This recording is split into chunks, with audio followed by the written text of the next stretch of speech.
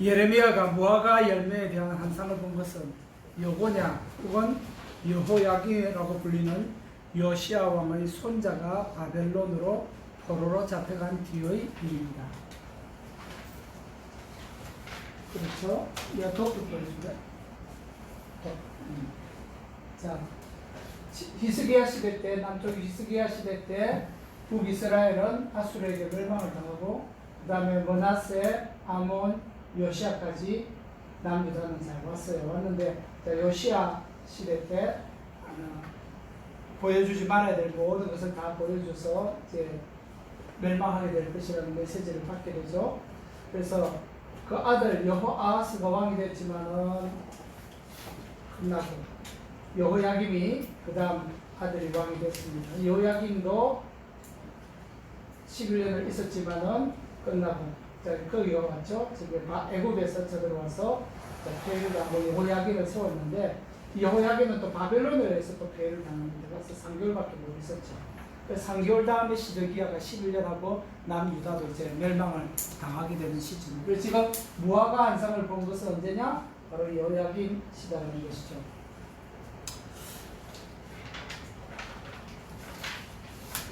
잡혀가고 난 다음 일이니까 시드기야 마지막 왕 시드기야 시대 때 무화과 나무 환상을 무화과를 본 것입니다.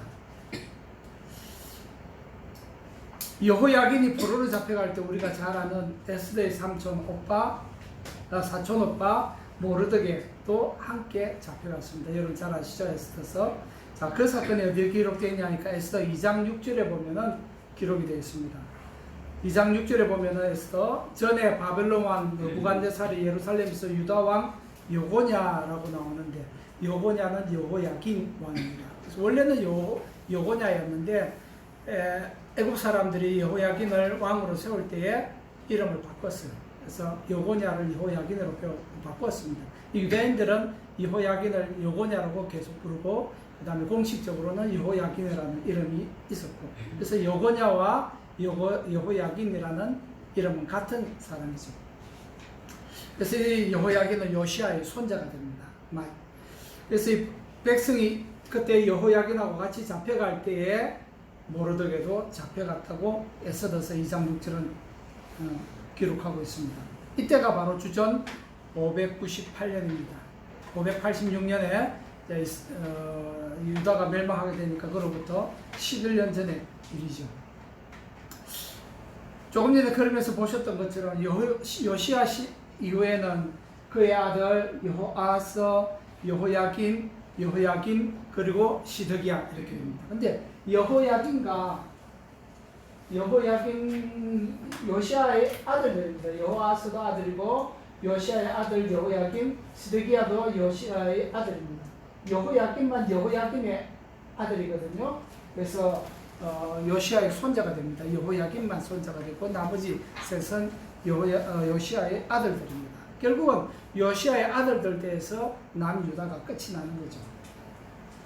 유다 왕국이 이제 한 10년 시드기야 시대 들어서 11년 통치하고 끝이 나니까 한 10년 정도 남았을 때에 예레미야가 무화과 과일 환상을 보게 됩니다. 환상에는 아주 좋은 무화과 열매와 아주 나쁜 무화과 열매가 있죠. 해노가 그거 좀 보여줄래?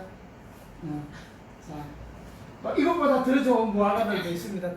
터키에는 이것보다 더 좋은 무화과 얼마든지 많이 있습니다. 근데 이거는 이제 나쁜 무화과하고 비교하기 위해서 보여드리는 거예요.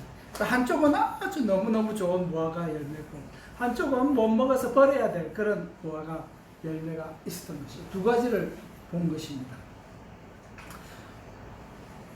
좋은 열매는 바벨론으로 잡혀가는 유대인이라 그래서 분명히 기록하고 있습니다. 좋은 열매. 나쁜 열매는 바벨론으로 가기를 거부하고 끝까지 예언의 말씀에 순종하지 않는 시드기야와 그를 추종하는 사람들입니다. 그러나 애굽으로 가든지 나 예루살렘에 남아있겠다 하든지 이쪽 부류 그러니까 바벨론으로 가지 않는 모든 부류의 사람들이 나쁜 무화과인 거죠. 좋은 무화과는 하나님의 말씀을 듣고 그 말씀대로 사는 즉 거룩한 삶을 말합니다. 바벨론이냐 애굽이냐 물론 하나님께서 애굽을 결코 원하지 않으셨습니다. 그 그림자라도 그쪽으로 가지 않도록 하나님께서 늘 애굽에 대해서 경고를 하셨습니다. 근데 바벨론은 좋으냐? 바벨론이 좋아서 가라는 게 아니에요.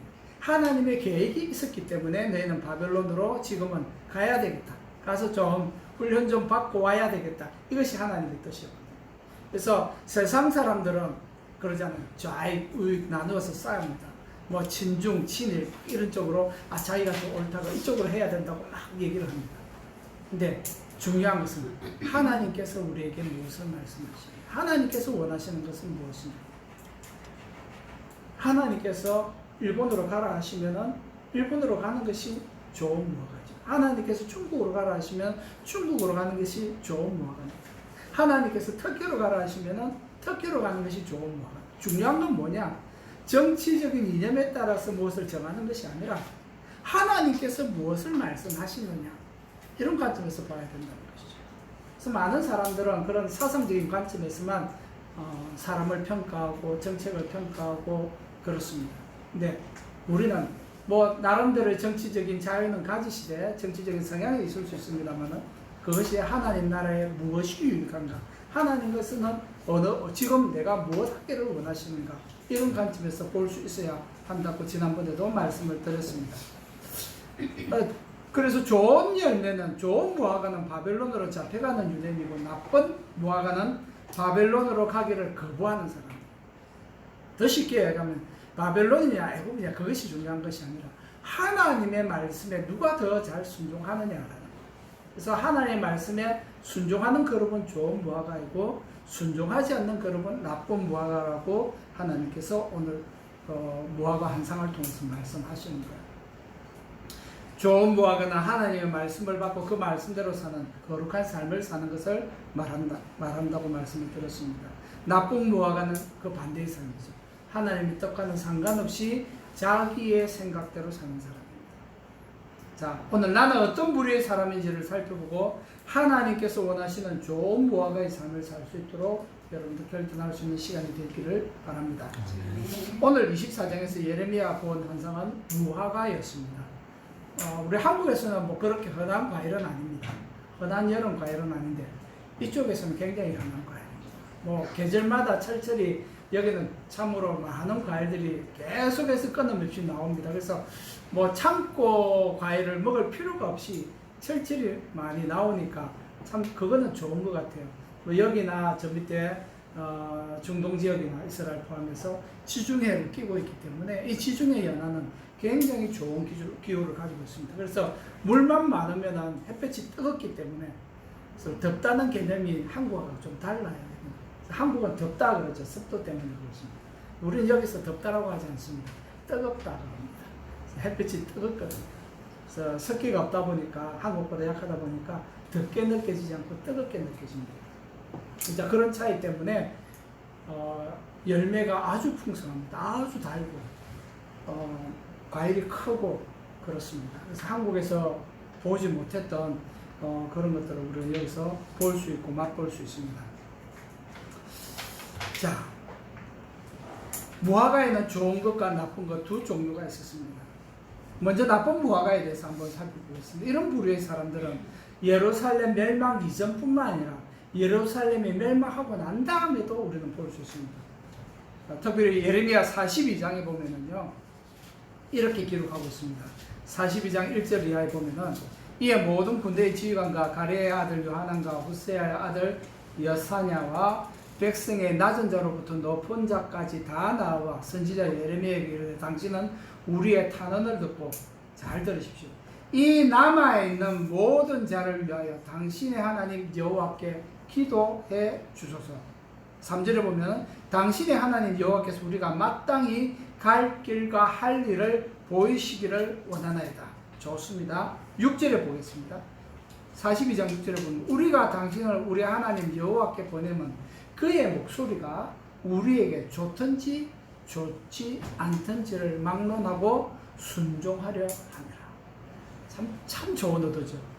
우리 마음에 들든지 안 들든지 우리 하나님의 음성이 우리에게 명하시면 그대로 순종하겠다 이 얘기 아닙니다. 우리가 우리 하나님 여호와의 목소리를 순종하면 우리에게 복이 있을 겁니다. 아주 정확한 얘기를 했습니다. 자, 이렇게 얘기를 했는데 18절에 가면은 만군의 여호와께서 어떻게 말씀하시냐니까 이스라엘 하나님께서 이와 같이 말씀하시되 나의 노여움과 분을 예루살렘 주민에게 부은 것 같이 너희가 애굽에 이를 때에 나의 분을 너희에게 부으리니. 무슨 얘기입니까? 애굽은 가지 마라. 하나님께서 지금 예루살렘 멸망할 텐데 바벨론에 항복하라. 애굽은 가지 마라. 애굽 가면은 내가 분노를 쏟을 것이다. 분명하게 말씀하셨어요. 그래서 43장에 넘어가면은 예레미야가 모든 백성이 그들의 하는 여호와의 말씀, 애굽에 가지 말라는 말씀을 전합니다. 그때 조금 전에 그렇게 얘기했잖아요. 우리 마음에 들든지 안 들든지 하나님께서 말씀하시면 우리가 순종하겠고 순종하면 복이 있을 겁니다 라고 얘기했던 그 사람들입니다. 43장 2절에 보니까 호사의 아들 아사랴와 가레의 아들 요하난과 모든 오만한 자가 예레미야에게 말하기를 네가 거짓을 말하라. 언제는 좀 네가 당신이 무슨 말씀을 하든 우리 마음에 들든지 안 들든지 순종하겠습니다 하지 않았나요? 하나님의 말씀에 따라 순종하겠다는데 43장에 들어서 하나님께서 애굽은 가지 말고 바벨론에 항복하라고 하셨다라고 하니까 이 사람들이 예레미야를 향하여 너 거짓말한다 이렇게 얘기하는 거예요. 우리의 하나님 여호와께서 너희는 애굽에서 살려고 그리로 가지 말라고 너를 보내어 말하게 하지 아니하셨느니라. 자기들은 듣지도 않고 선지자의 하는 말을 거짓말이다라고 얘기하는 겁니다. 이는 내리의 아들 바룩이 너를 붙이기 위해서 우리를 대적하여 갈대아 사람의 손에 넘겨 죽이며 바벨론으로 붙잡아 가게 하려고 우리를 포로로 만들려고 너희들이 그러는 거지. 이 사람들의 눈에는 그냥 애굽으로 가야지 우리가 살 수 있다라는 생각밖에 없는데 말로는 예레미야 선지자에게 한번 떠본 거죠. 예레미야가 진심을 얘기하니까 이 사람들이 너 거짓말하지 마라 이렇게 우리는 애굽으로 가야 되겠다. 그래서 결국 7절에 보면은 이 사람들이 예레미야와 그 이스라엘 남은 백성들을 데리고 갑니다. 어디로?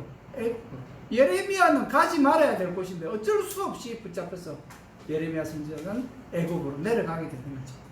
참 원치 않았지만은 그렇게 하면 안 된다고 예언을 했지만은 이 못난 백성들 때문에 지도자들 때문에 예레미야도 어쩔 수 없이 애굽으로 가게 됩니다. 바로 이들이 나쁜 바보들이죠. 하나님의 말씀을 받기 전에는 우리 마음에 들든지 안 들든지 순종하겠다. 하나님의 말씀에 순종하면 우리에게 복이 될 것이다 라고 자기들 입으로 얘기해놓고 자기들이 원하는 것을 말하지 않으니까 거짓말한다라고 얘기합니다. 너는 친바벨론주의자지 이렇게 얘기합니다.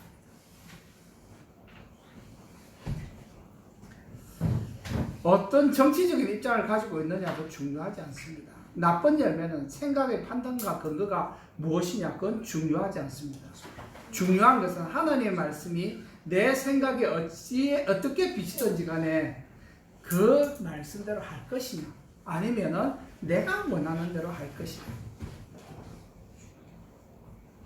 하나님의 말씀을 실천하는 능력은 지금 나에게 유리하냐 불리하냐 이것을 선택하면 나한테 어떤 도움이 되겠냐 나에게 불리하겠냐 이것을 따지는 게 아니에요.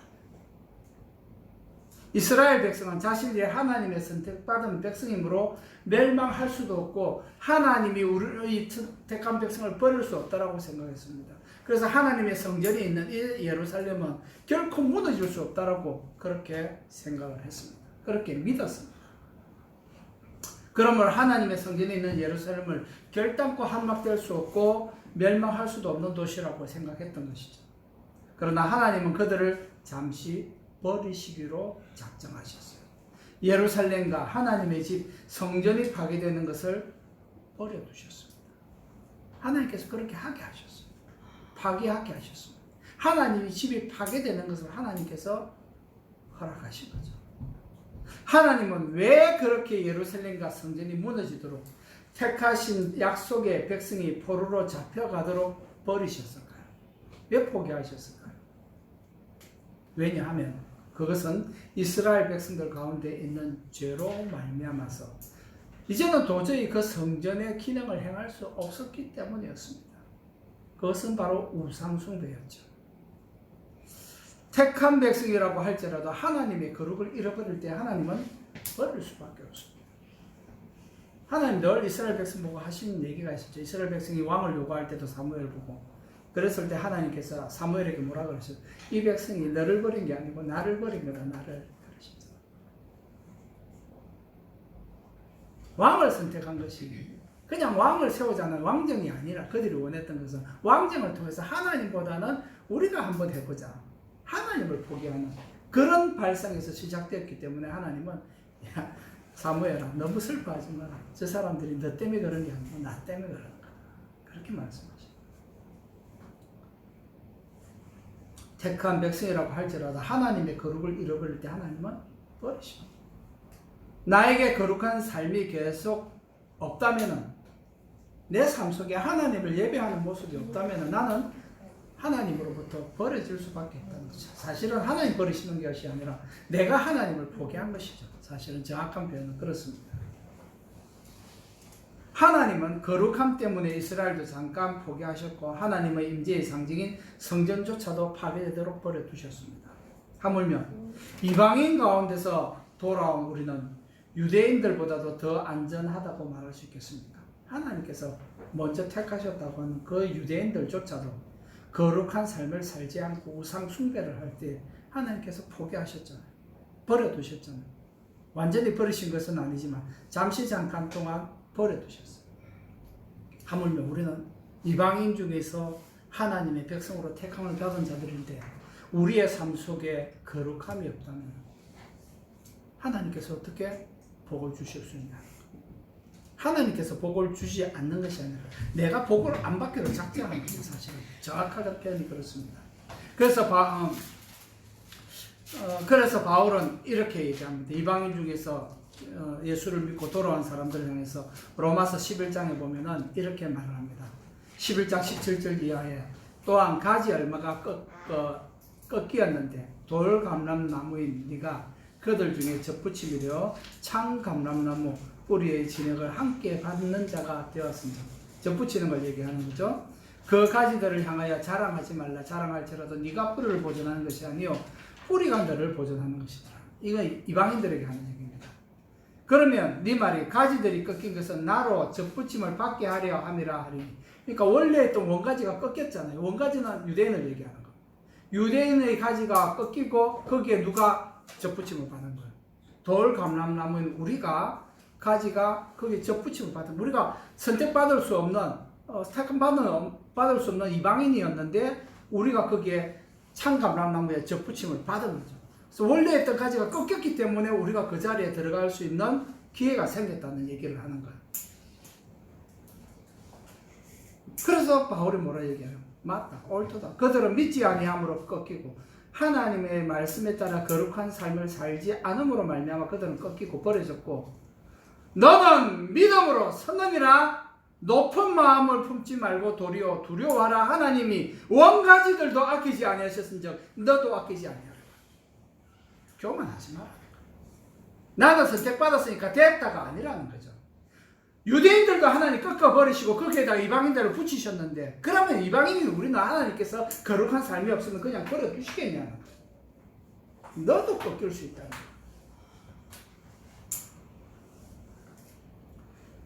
내가 예수를 믿었으니 거룩한 삶을 살지 않아도 생각하는 것은 착각입니다. 믿음으로 말미암아 구원받습니다. 그런데 어떻게 아나요? 예수 그리스도를 믿었고 구원을 받았으면 예수 그리스도의 모습이 나타나야죠. 믿음의 열매들이 나타나야 돼요. 믿음의 열매가 없는 것은 뭡니까? 거짓말이죠. 거짓 고백인 것이죠. 그러니까 말로서 우리의 믿음을 정당화할 수 있는 것은 아니에요. 우리의 삶이 그것이 내 삶이 무엇인지 나의 삶이 무엇에 바탕한 것인지를 내 삶이 보여주는 것이죠. 증거하는 것이죠.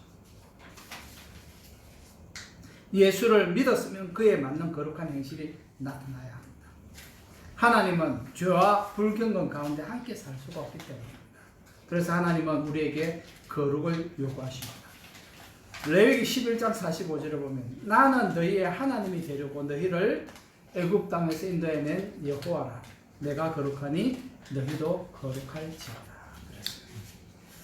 하나님은 당신의 백성과 함께 살기 위해서 택한 이스라엘 백성이 거룩해지는 방법을 가르쳐 주셨어요. 어떻게 거룩할 수 있을까? 이것이 우리의 굉장히 중요한 주제입니다. 어떻게 우리가 거룩해질 수 있을까? 또는 거룩을 계속 유지할 수 있는 이스라엘이 거룩해지는 것은 하나님이 주신 계명을 지킴으로 말미암아 거룩한 백성이 되는 것.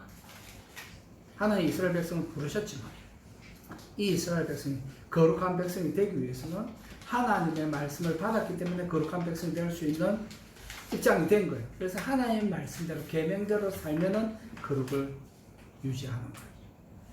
그래서 거룩은 하나님의 말씀에 순종하는 거예요. 이것이 거룩이에요. 성도의 거룩은 이겁니다.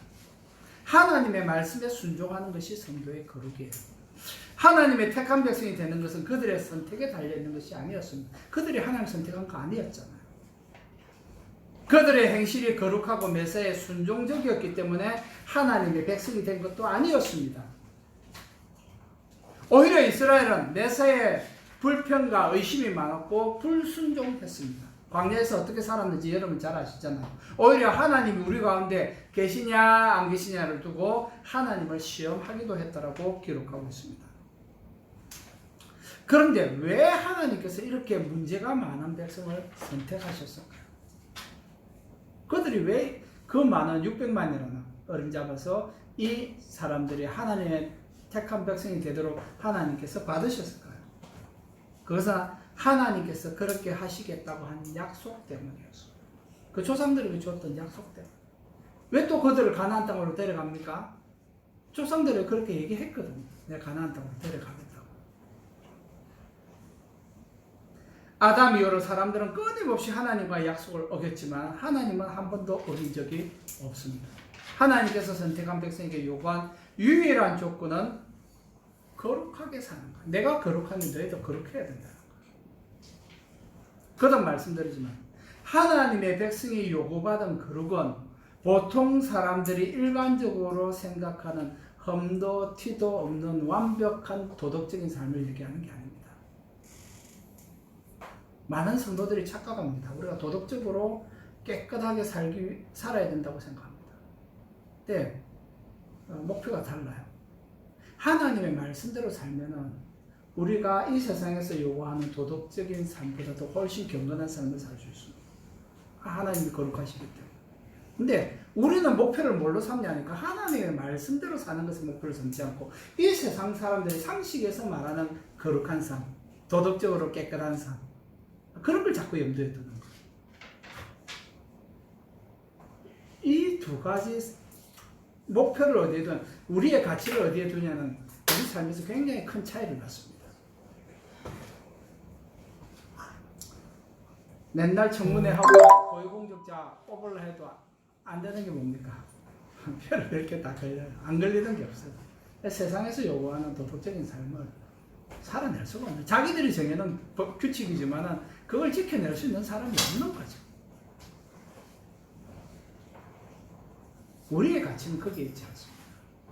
우리의 가치는 하나님의 말씀이 우리에게 무엇을 요구하시나? 하나님께서 내게 요구하시는 것이 무엇이죠? 자, 여러분, 우리가 함께 오늘 교독했잖아요. 10계명을. 자, 한번 기억해 보십시오. 첫째는 다른 신들을 내게 두지 마라. 둘째는 우상 만들지 마라. 셋째는 내 이름을 망령되게 부르지 마라. 넷째는 안식을 기억하여 지켜라. 다섯째는 내 부모를 공경하라. 여섯째는 살인하지 마라. 도둑질하지 말라.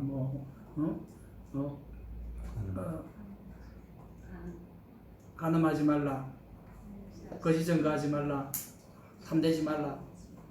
10가지 있잖아요. 자, 여러분 그것을 안 지켜도 되는 거 있습니까? 그럼 내가 지킬 수 없잖아. 이 계명은 도저히 지키기 힘들겠다. 있습니까? 내가 지키기에는 너무 부담스러운 계명입니다. 있습니까? 반드시 지켜야만 하고 지킬 수 있는 계명들이에요. 근데 문제는 살면서 우리가 지키지 않는 부분들이 있기 때문에 부담이 되는 거죠. 근데 하나님께서 우리에게 주신 이 계명은 지킬 수 없는 계명은 한 유대인이 예수님에게 와서 얘기했잖아요. 나 다 지켰습니다. 지킬 수 있는 거죠. 보니까 다 지킬 수 있는 거죠. 근데 예수님께서 말씀하시는 건 네가 마음으로 생각한 것도 다 그게 포함시키니까 아이고 이거는 너무 까다롭네. 그것을 해결할 수 있는 방법이 뭡니까? 마음으로도 해결할 수 있는 방법, 죄를 짓지 않는 방법은 하나님을 사랑하는 것. 그래서 사랑이 모든 계명보다 우선되는 거예요. 사랑하게 되면은 계명을 다 지켜낼 수 있습니다. 사랑하니까 하는 거죠. 오늘 가족이 이렇게 터키까지 여행 오셨습니다. 이 가운데서 사랑하는 마음이 없으면 여기까지 올 수 있겠습니다. 다 가고 싶은 데가 딴 데 있으면은, 마음이 딴 데가 있으면은 애들은 애들대로, 어른은 어른대로 가고 싶은 데가 다 다를 텐데, 사랑하는 마음이 있으니까 하나가 될 수 있는.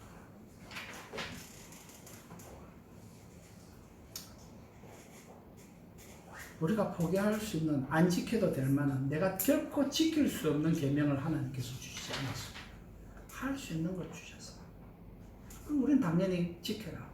하나님을 사랑하면 이웃도 사랑하게 되는 거죠. 왜? 그것이 하나님께서 내게 요구하신 것이기 때문에. 제가 보기에도 처음부터 포기해야 할 만한 것은 없어 보입니다. 여러분 어떻게 생각하세요?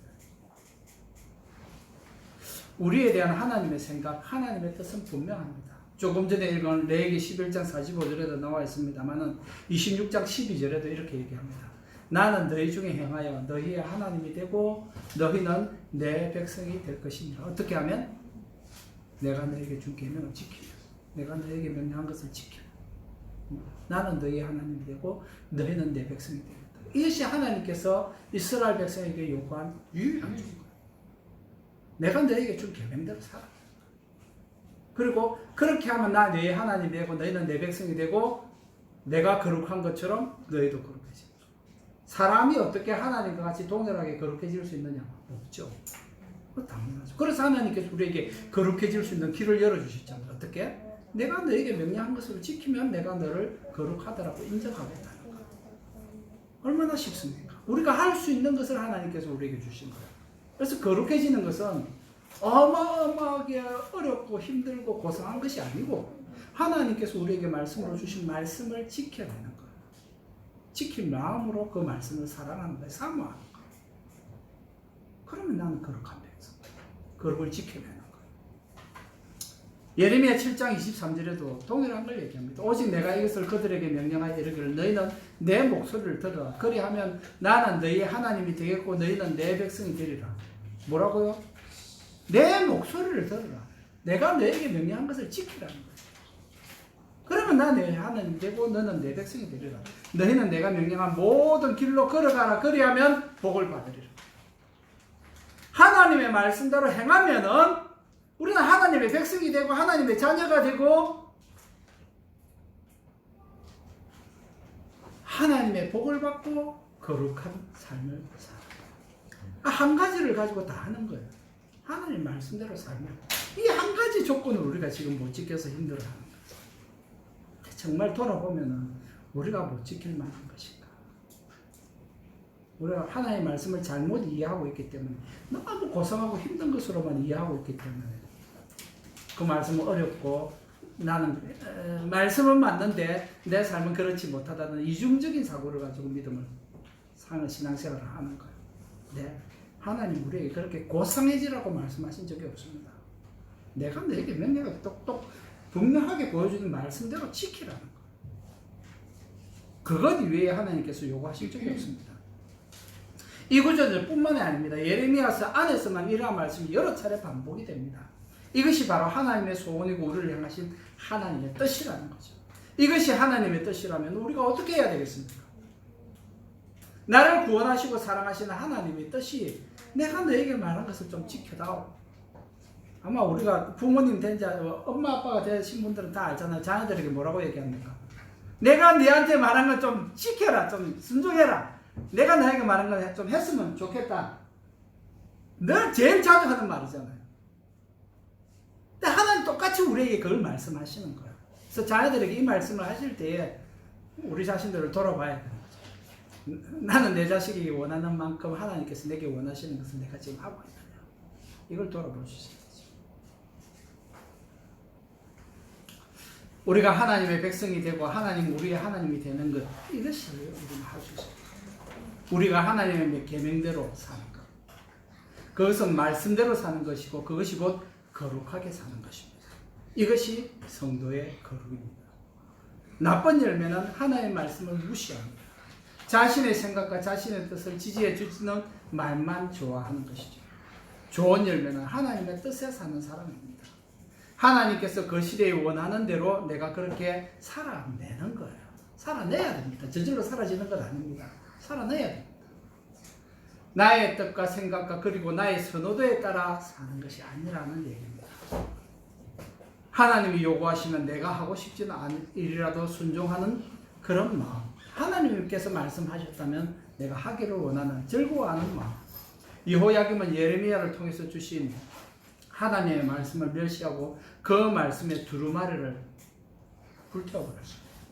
예레미야 36장에 보면 그 사건이 기록이 되어 있는데 23절에 이렇게 얘기합니다.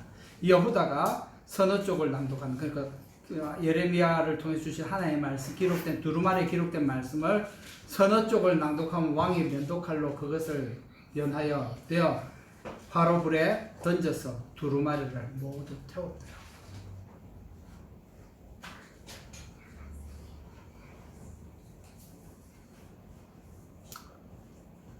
여러분, 시드기야는 예레미야를 통해 전달된 하나님의 말씀에 순종하기보다는 자신에게 바벨론이 유리할지 애굽이 유리한지를 정치적으로 저울질했습니다.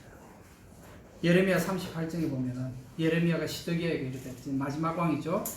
만군의 하나님이신 이스라엘의 하나님 여호와께서 이와 같이 말씀하시되, 네가 만일 바벨론의 왕과 고관들에게 항복하면 네 생명이 살겠고 이 성이 불사람을 당하지 아니하겠고 너와 네 가족이 살려니와 네가 만일 나가서 바벨론의 왕의 고관들에게 항복하지 아니하면 이 성이 갈대아인의 손에 넘어가리니 그들이 이 성을 불사를 것이며 너는 그들의 손을 벗어나지 못하리라 하셨나이다. 시드기야 왕이 뭐라고 하느냐 하니까, 나는 갈대아인에게 항복한 유다인을 두려워하노라. 갈대아인은 바벨론을 얘기하는 거야. 염려하건대 갈대아인이 나를 그들의 손에 넘기면 그들이 나를 조롱할까. 자, 이 왕의 고민이 이겁니다. 내가 사람들한테 조롱감이 되지 않을까. 이제 하나님의 말씀은 너 바벨론에 항복하면 너도 살고 나라도 살고 성도 안 불타지 않고 살아남는다. 바벨론에 항복해라. 하나님의 말씀. 근데 시드기야에 보면 이전에 먼저 바벨론에 항복해서 간 사람들이 있는데 그 사람들이 나도 바벨론에 항복하면 그 사람들이 나를 만났을 때 나를 조롱하지 않겠냐. 그가 걱정하는 게 이런 문제. 여러분들이 걱정하는 거예요. 하나님의 말씀이 내 앞에 분명하게 있는데 내가 그 말씀대로 살아내느냐 아니냐 여기는 관심이 없고, 내가 이렇게 살면 사람들이 나를 조롱하지 않을까. 내가 말씀대로 산다고 하천방청. 아니, 요새도 저렇게 사는 사람이 있어. 이런 말 들을까 봐. 시드기야가 지금 그런 형편이에요. 나라가 지금 멸망할 판인데 지금 그런 고민하고 있는 거예요. 하나님의 말씀대로 사는 것이 거룩이고 하나님의 자녀 성도들에게 요구되는 덕목이 바로 거룩입니다. 다시 말씀드리지만 거룩은 고상하고 우리가 풀어내기 힘든 그런 숙제가 아니에요. 너무나도 분명하고 하나님께서 우리가 할 수 있는 것을 주셨어요. 그래서 그것을 지키면 나는 너를 거룩하다라고 인정하겠다라고 말씀하십니다. 그래서 베드로 사도도 이 계명에 대해서 우리에게 이렇게 말씀을 분명하게 전했습니다. 베드로전서 1장 15절에 보면은, 자, 15절과 16절을 먼저 읽을게요. 오직 너희를 부르신 거룩한 이처럼 너희도 모든 행실에 거룩한 자가 되라. 기록되었을 때 내가 거룩하니 너희도 거룩할지어다 하시느니라. 똑같은 얘기죠. 근데 바로 앞에 뭐라고 얘기하면서 이 얘기를 하냐니까 13절에 보면, 그러므로 너희 마음의 허리를 동이고 근신하여 예수 그리스도께서 나타나실 때에 너희에게 가져다 주실 은혜를 온전히 바랄지어다.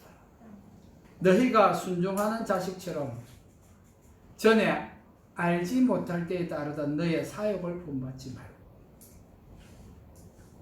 그 다음에 조금 전에 읽었죠. 오직 너희를 부르신 거룩한 이처럼 너희도 모든 행실에 거룩한 자가 되라. 뭐예요? 할 수 없는 걸 요구하시는 게 아니라니까. 사욕을 본받지 말라는 말은 자신의 의지대로 자기가 하고 싶은 대로 하지 말라는 말입니다. 말씀이 분명한데 자기 뜻대로 살지 말라는 거예요. 그리고 오직 너희를 부르신 거룩한 이처럼 너희도 모든 행실에 거룩한 자가 되라는 것은 말씀대로 살라는 거예요.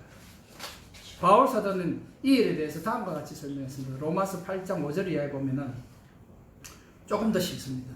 육신을 따르는 자는 육신의 일을, 그죠? 끼리끼리죠. 영을 따르는 자는 영의 일을 생각하나니 육신의 생각은 사망이요 영의 생각은 생명과 평안이라. 왜? 하나님을 따르는 것은 생명이지만 하나님을 버리는 것은 죽음입니까?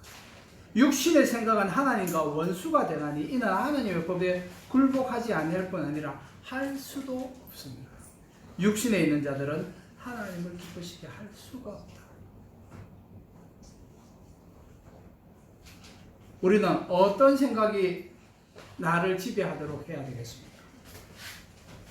여러분들 계획 가지고 계시죠? 앞으로 뭘 하고 싶다는 비전들이 있을 거고, 은퇴 이후의 계획들이 있을 것이고, 있잖아요. 대학 졸업하고 뭘 하겠다라는 그런 계획들이 있을 겁니다. 자, 그런 모든 생각들과 계획들 속에 내 생각만 가득한 거지. 나를 이 땅에 보내신 하나님의 그 계획과 그 생각이 부합되는 것인지 잘 연관지어서 그런 생각을 해야 됩니다. 그렇게 하지 말라는 얘기가 절대 여러분이 가지고 있는 계획이 다 틀렸다는 얘기가 아닙니다. 내가 가지고 있는 그 계획이 나를 이 땅에 보내신 하나님, 나를 위한 하나님의 계획과 얼마나 부합이 되는지 살펴봐야 된다는 것이죠.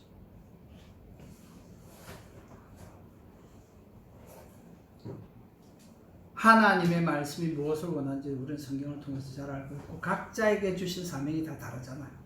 똑같지 않습니다. 하나님의 섬기는 방법들이 너무나 다양합니다. 각자에게 주신 하나님의 부르심들이 있습니다. 그러나 그 삶 속에서 그것을 그렇게 실천해내기는 얼마나 어려울까요? 쉬울까요? 여러분,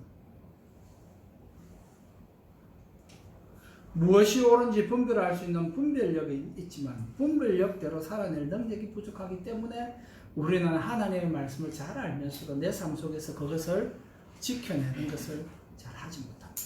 하나님의 말씀이고 내 계획은 내 계획이고 세상의 삶은 삶이고 말씀은 말씀이고 주일날 교회 가서 예배하는 것은 하나님 뜻대로 사는 것이고 주중의 생활은 내가 원하는 대로 하는 것이고 이 세상의 이해도에 따라서요. 이 세상 사람들과 어울려 살아야 돼요. 그래서 믿음과 삶이 분리된 삶을 많이 살아왔습니다. 우리는 이것을 조화시켜야 되죠. 결코 다른 것이 아니죠. 두 개의 삶이 아닙니다. 하나님께서 우리에게 요구하는 것은 언제나 동일합니다. 거룩을 지켜내는 삶은 예수를 믿었기 때문에 저절로 일어나는 일은 결코 아닙니다. 그래서 아까 살아내야 된다고 했잖아요. 예배당에 출석한다고 저절로 거룩해지지 않습니다. 하지만 거룩한 삶이 무엇인지 하나님께서 우리의 거룩을 위해서 일하는 현장에서 우리는 함께 은혜를 받을 수 있는 것이죠. 이 공동체에 있으면 함께 은혜를 받을 수 있는 길은 있습니다. 근데 여기만 있다고 저절로 되는 일은 아니라는 것이죠. 그러면 거룩한 삶을 위해서 우리에게 요구되는 것은 무엇입니까? 요한계시록 14장에 보면 이렇게 얘기합니다. 성도들의 인내가 여기 있나니 그들은 하나님의 계명과 예수에 대한 믿음을 지키는 자들. 성도가 누구라고요? 성도들의 인내는 여기 있나니 그들은 하나님의 계명과 예수에 대한 믿음을 지키는 자다. 하나님의 계명과 믿음을 지키는 자. 그에는 인내가 필요하다는 것이죠. 성도들의 인내가 여기 있다. 하나님께서 우리에게 말씀하신 계명들과 예수에 대한 믿음을 지켜내기 위해서는 성도들에게 요구되는 유일한 덕목 인내라.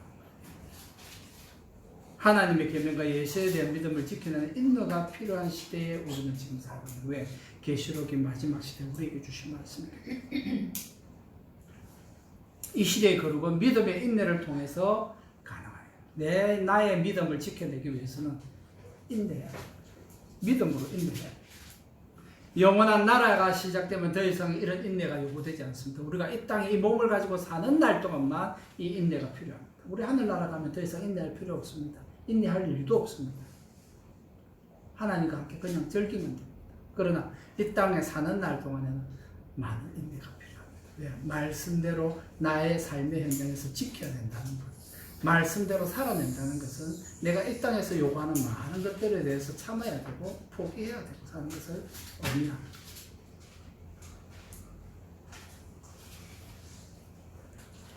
그때가 되면 더 이상 인내하면서 눈물을 흘려야 할 필요가 없습니다. 이 말은 우리가 이 땅에 살면서 참을 때 눈물이 날 정도로 참아야 된다. 그러니까 주님께서 마지막 날에 우리 눈물을 씻어주십니다. 정도의 믿음은 인내가 필요하니까. 눈물 나는 인내가 필요하니까. 눈물 겹도록 힘든 인내가 필요하고 요구된다는 거예요. 하나님께서도 사도 요한에게 이 광경을 미리 보게 하셨잖아요. 우리로 하여금 소망을 가지고 믿음의 인내를 가지라고 말씀합니다. 한 구절만 소개해드릴게요. 요한계시록 21장 3절과 4절을 보니까 내가 들으니 보좌에서 큰 음성이 나서 이르되 보라 하나님의 장막이 사람들과 함께 있으며 하나님이 그들과 함께 계시리니. 예레미야 계속된 주제잖아요. 나는 너희 하나님이고 너희는 내 백성이되라. 마지막 날이 그렇게 되는 겁니다. 하나님이 그들과 함께 계시니 그들은 하나님의 백성이 되고 하나님은 친히 그들과 함께 계셔서 모든 눈물을 그 눈에서 닦아주시니 다시는 사망이 없고 애통하는 것이나 곡하는 것이나 아픈 것이 다시 있지 아니하리니 처음 것들이 다 지나갔습니다. 자, 지금 우리 사는 이 시대는 지나가는 거예요. 그래서 이 시대가 하나님의 시대가 하나님의 나라가 오기까지 우리 이 시대에 살면서 믿음을 가지고 인내하는 거예요. 그렇게 해야 우리는 거룩한 삶을 유지해낼 수 있어요. 이제 말씀 맺겠습니다. 사랑하는 성도 여러분, 그날을 위해서 오늘 인내의 수고가 필요한 이 시대를 우리가 사는 거예요. 우리가 이 몸을 가지고 있기 때문에 수고하는 겁니다. 인내가 필요합니다. 인내할 때 눈물이 나도록 처절하고 괴롭고 힘들 때도 있는 거예요. 그러나 지나갑니다. 이 땅이 사는 날 동안 우리가 참고 견뎌야 믿음을 포기하지 않고 믿음을 지켜내고 하나님의 계명을 지키는 그런 수고가 필요하다는 것이에요. 오늘 우리에게는 바로 이러한 인내하는 믿음이 필요합니다. 인내가 내가 좋은 무화과 열매가 되도록 자라게 합니다. 예수님께서는 이렇게 우리에게 말씀을 주셨어요. 마지막 한 구절 더 보겠습니다. 마태복음 7장 16절 이하에 보면은 그들의 열매로 그들을 알지니 가시나무에서 포도를 또는 은근기에서 무화과를 따겠느냐? 이와 같이 좋은 나무마다 아름다운 열매를 맺고 못된 나무가 나쁜 열매를 맺나니 좋은 나무가 나쁜 열매를 맺을 수 없고 못된 나무가 아름다운 열매를 맺을 수 없느니라. 너무나 당연하죠. 아름다운 열매를 맺지 않은 나무마다 그런데 찍혀서 불에 던져진다는 겁니다. 이러므로 그들의 열매로 그들을 알리라. 나더러 주여 주여 하는 자마다 다 천국에 들어갈 것이 아니오 그랬습니다. 예배당 온다고 다 해결된다는 게 아니라는 거예요. 주님을 부른다고 다 해결되는 게 아니라는 겁니다. 다만 하늘에 계신 내 아버지의 뜻대로 행하는 자라야 들어가리라. 하나님의 말씀대로 사는 자, 거룩한 삶을 사는 자, 그 삶 속에 거룩을 지켜내는 자가 하늘나라 들어간다고 주님께서 말씀하시죠. 그러니까 열매를 보고 들어가는 거죠. 내가 나무다, 나는 내가 좋은 포도나무다, 내가 뭐 좋은 무화과 열매다, 입으로 하는 건 의미가 없다는 거예요. 그 열매를 봐서 하나님께서 평가하시겠다는 거예요. 종자가 좋은 나무인데 나쁜 열매를 맺는다면 이유가 뭐겠습니까? 그것은 나무가 병들었기 때문입니다. 하나님의 자녀 성도가 되고 나서도 거룩하지 않을 수 있습니다. 저절로 되는 게 아닙니다. 우리는 그럴 수도 있다는 것을 잘 압니다. 하나님의 자녀라고 하면서도 거룩함에 대한 사모함이 없다면 그건 병든 거예요. 거룩함에 대한 사모할 마음, 그것을 사모하는 마음이 없다면 병든 거예요. 주님의 말씀대로 살아내고자 하는 그런 강렬한 열정이 없다면 병든 거예요. 말씀대로 사는 은혜가 없다면 병든 거지 않습니까?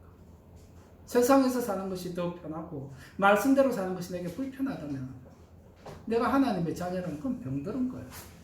우리 가운데 자녀가 순종하면 기쁘지 않은 부모가 어디 있습니까? 불순종하는 자녀는 부모의 마음을 힘들게 하고 고통스럽게 합니다.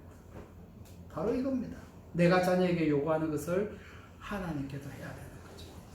이것이 거룩입니다. 이것이 우리를 향한 하나님의 뜻입니다. 그리고 그 하나님의 말씀대로 사는 것이 곧 거룩입니다. 하나님께서는 이렇게 우리에게 선언하셨습니다. 예레미야 24장 7절에 내가 여호와인 줄 아는 마음을 그들에게 주어서 그들이 전심으로 내게 돌아오게 하리니 그들은 내 백성이 되었고 나는 그들의 하나님이 되리라. 하나님께서 오늘 본문에 있는 말씀이죠. 이스라엘 백성들이 바벨론으로 사로잡힐 것을 명하시면서도 본심은 뭐예요? 결국은 회복시킬 것을 말씀하시는 거예요. 어떻게? 그들이 전심으로 내게 돌아오게 하려니 그들은 내 백성이 되겠고 나는 그들의 하나님이 되리라. 이게 하나님의 본심이에요. 이것이 하나님의 소원입니다. 이 소원을 이루어드리는 성도가 될 수 있기를 바랍니다. 아멘. 이런 성도가 바로 좋은 무화과 열매입니다. 좋은 무화과 열매가 되시기를 바랍니다.